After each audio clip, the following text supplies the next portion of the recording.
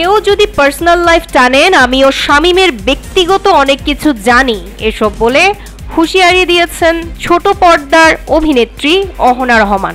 তিনি আরও বলেন, সব কিছু জানিয়ে দেব সবাইকে। শামীম বলেন, তার বিরুদ্ধে ধর্ষণ ও হত্যার হুমকি প্রসঙ্গে নির্মাতা মেহেদী হাসান হৃদয়ের সাথে প্রেম বিতর্ক সৃষ্টি করে সে সময় দুজনার সাথে ডাবল টাইমিংও চালিয়েছেন অহনা। আবার অহনাও বলেছে, নিজের দোষ ঢাকতে এসব মিথ্যে অপবাদ দিয়েছেন শামীম। এসবের জন্য নিজের শুটিং পর্যন্ত বন্ধ রেখেছেন অহনা। ছোট পর্দার বেশ জনপ্রিয় অভিনেত্রী অহনা রহমানের সঙ্গে দীর্ঘ 7 মাসের সম্পর্ক অভিনেতা শামীম হাসান সরকারের। তাদের বিচ্ছেদের পরই বিভিন্ন সাক্ষাৎকারে প্রাক্তনকে নিয়ে নেতিবাচক মন্তব্য করতে দেখা যায় অহনাকে, যে কারণে নেটিজনরাও মনে করতে শুরু করেন অভিনেত্রীর তীরের নিশানাতে রয়েছেন শামীম।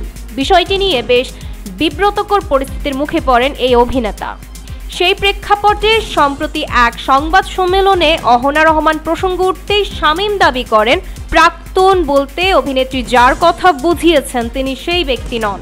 শুধু তাই নয়, শামীম আরও দাবি করেন, অহনা প্রাক্তন বলতে যার কথা বলেছেন তিনি হচ্ছেন বরবাদ সিনেমার পরিচালক মেহেদী হাসান হৃদয়।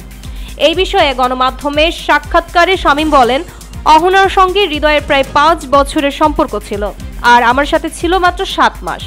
অহনাই কিন্তু ডাবল টাইমিং করেছে। তিনি আরও বলেন, সম্প্রতি অহনা একটি সাক্ষাৎকারে তার প্রাক্তনকে অমানুষ বলে মন্তব্য করেছেন। এরপর ফেসবুকে অনেকেই সেই ভিডিওর কমেন্ট বক্সে আমাকে মেনশন করেছেন।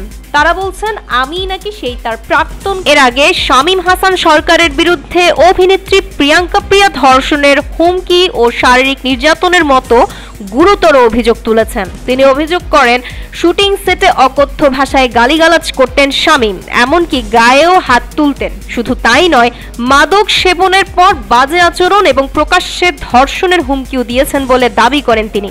এই অভিযোগের পর পাল্টা সংবাদ সম্মেলনে শামীম নিজেকে নির্দোষ দাবি করেন এবং শুটিং সেটে সিসিটিভি ফুটেজ পরীক্ষা করে দেখারও আহ্বান জানান। সবশেষে অহনা বলেন, গেট ওয়েল সুন শামীম, অসুস্থ, ওর দিকে সবাই মনোযোগ দিন, ওকে একটু হাসপাতালেও নিয়ে যান। মিডিয়ার 80% মানুষ ওকে অসুস্থ বলে, ওর সামনে হয়তো বলবে না, কিন্তু পেছনে বলবে। প্রতিবেদন দৈনিক আর নিউজ।